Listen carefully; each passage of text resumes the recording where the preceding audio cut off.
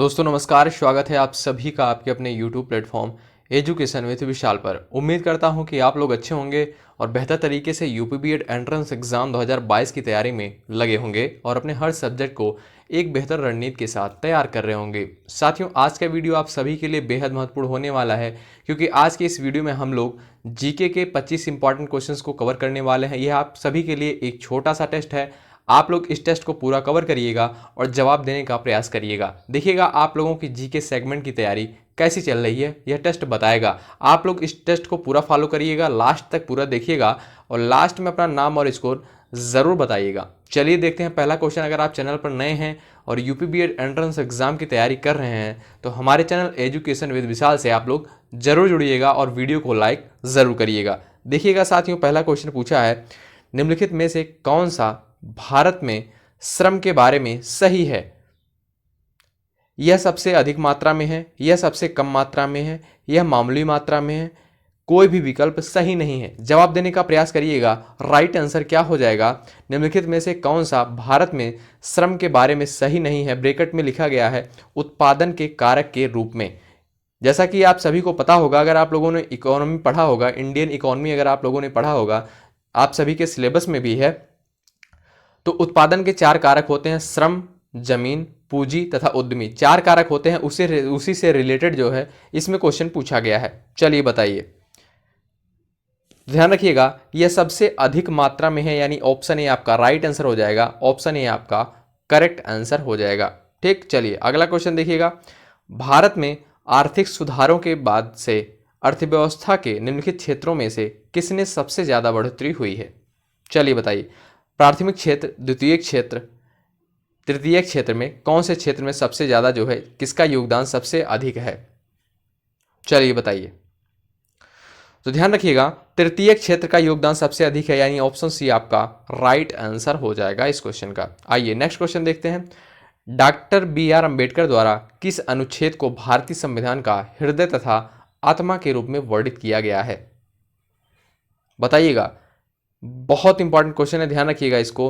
हृदय तथा आत्मा के रूप में कौन सा अनुच्छेद जो है वर्णित है भारतीय संविधान में? अनुच्छेद 32, यानी ऑप्शन सी करेक्ट हो जाएगा। लास्ट में अपना नाम और स्कोर जरूर बताइएगा। देखिएगा यहाँ पर खाली स्थान दिया गया है, इसको आपको भरना है।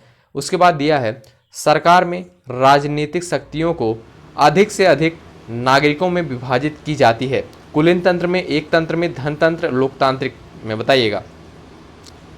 तो ध्यान रखिएगा, लोकतांत्रिक सरकार में राजनीतिक शक्तियों को अधिक से अधिक नागरिकों में विभाजित किया जाता है, यानी ऑप्शन डी आपका राइट आंसर हो जाएगा। यहां पर आएगा आपका लोकतांत्रिक। ठीक है, चलिए, लघु पाषाण क्या होते हैं?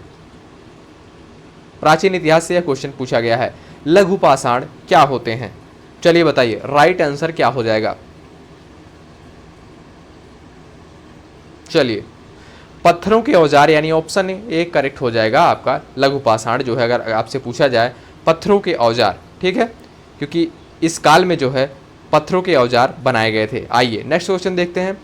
चंपारण आंदोलन किस भारतीय राज्य में शुरू हुआ? बहुत ही साधारण सा प्रश्न है, यह क्वेश्चन आधुनिक भारत के इतिहास से है। चंपारण आंदोलन किस भारतीय राज्य में शुरू हुआ है? बिहार में, ऑप्शन ए आपका राइट आंसर होगा। आइए, 8 ग्रहों में मंगल सूर्य से कौन से स्थान पर स्थित है? चलिए बताइए, 8 ग्रहों में मंगल सूर्य से कौन से स्थान पर स्थित है? अगर आप सभी को पता होगा, बुध, शुक्र, पृथ्वी, मंगल, बृहस्पति, शनि, अरुण, वरुण, ये आपके 8 ग्रह होते हैं। तो चौथा ग्रह जो होता है आपका, यानी ऑप्शन डी आपका राइट आंसर हो जाएगा। ठीक है, चलिए आइए नेक्स्ट क्वेश्चन देखते हैं। साथियों, इस प्लेटफॉर्म के माध्यम से जितने भी कंटेंट, जितने भी वीडियोज आपको प्रोवाइड किए जा रहे हैं, आप लोग अपने एग्जाम से पहले जरूर कवर करिएगा। 100% यहाँ से डायरेक्ट क्वेश्चन देखने को मिलेंगे आपके पेपर में।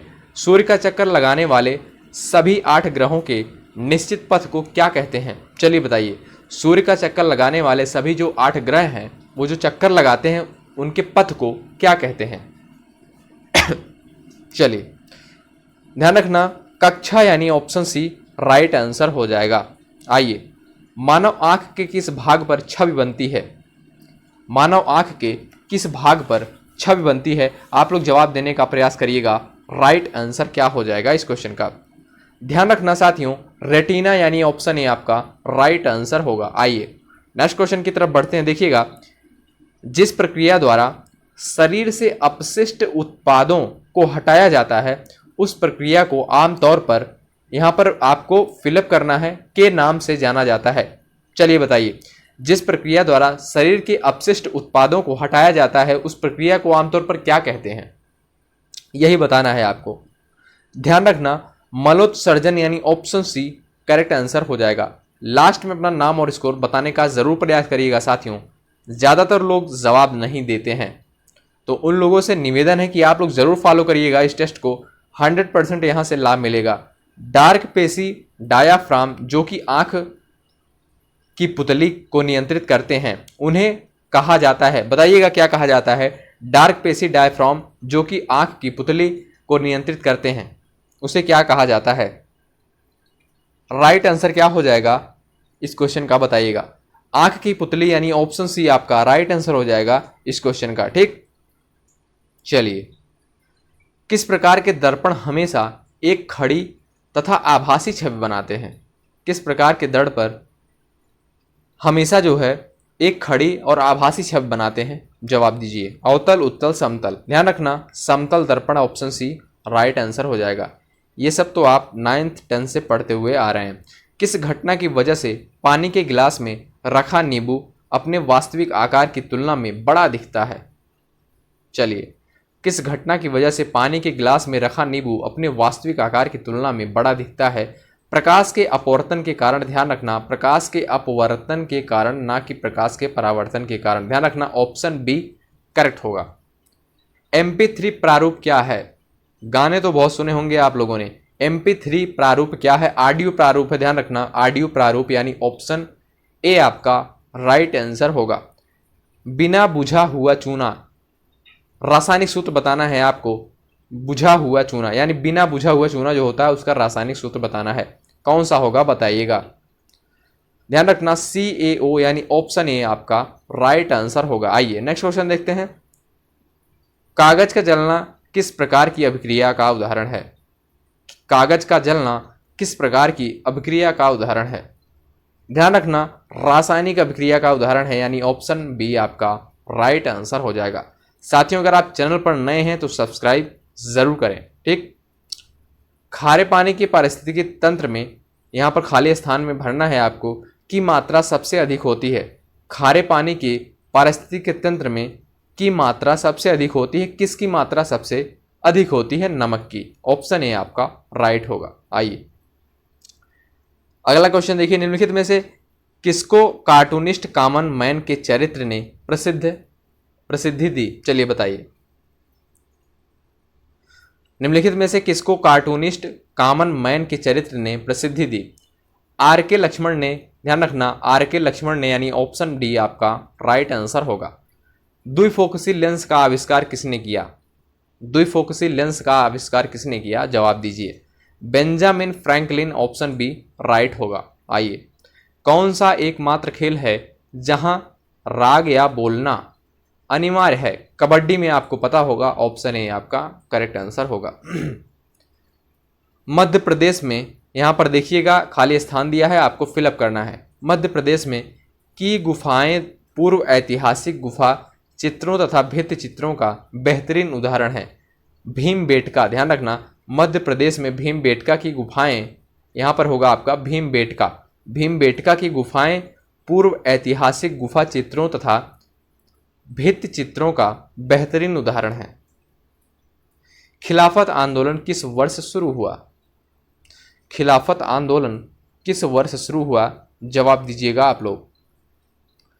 ध्यान रखना, 1920 में, ऑप्शन सी आपका राइट आंसर हो जाएगा। आइए अगला क्वेश्चन है, an introduction of the dreamland नामक पुस्तक के लेखक कौन थे। चलिए बताइए, an introduction of the dreamland पुस्तक के लेखक भगत सिंह। ध्यान रखना, ऑप्शन बी राइट आंसर होगा आपका। आइए, किस देश ने प्रशांत द्वीप समूह देशों भारत प्रशांत द्वीप समूह सहयोग फोरम FIPIC, ध्यान रखना FIPIC के दूसरे शिखर सम्मेलन की मेजबानी की? इंडिया ने, ध्यान रखना, भारत ने, यानी ऑप्शन बी आपका राइट आंसर होगा। साथियों, इस वीडियो के माध्यम से हमने लगभग 25 इंपॉर्टेंट क्वेश्चंस को कवर किया था। अब आप लोग कमेंट करिए, बताइए आप लोगों ने इन 25 प्रश्नों में से कितने प्रश्नों को सही किया है। सामान्य ज्ञान की आपकी तैयारी कैसी चल रही है यह टेस्ट बताएगा। और साथियों, हम उन्हीं सारे प्रश्नों को कवर करते हैं जो प्रश्न आपके लिए इंपॉर्टेंट है। सेलेक्टेड क्वेश्चंस को हम कवर करते हैं जो प्रश्न आपके एग्जाम के लिए बेहद महत्वपूर्ण है, जो प्रश्न कई बार जो है पूछे जा चुके हैं विभिन्न एग्जामों में और बीएड की परीक्षा में। तो आप लोग इस टेस्ट को पूरा फॉलो करिएगा, 100% लाभ होगा आपका। प्लेलिस्ट में जाइएगा, वहां पर यूपी बीएड से रिलेटेड बहुत ही अच्छा वीडियोस दिया गया है, आप लोग जाकर कवर करिए और लाभ उठाइए। अंत तक बने रहने के लिए बहुत बहुत धन्यवाद। अगर आप चैनल पर नए हैं, सब्सक्राइब कर लें चैनल को और बेल आइकन को प्रेस कर लें और वीडियो को लाइक कर दें। बहुत बहुत धन्यवाद। जय हिंद, जय भारत।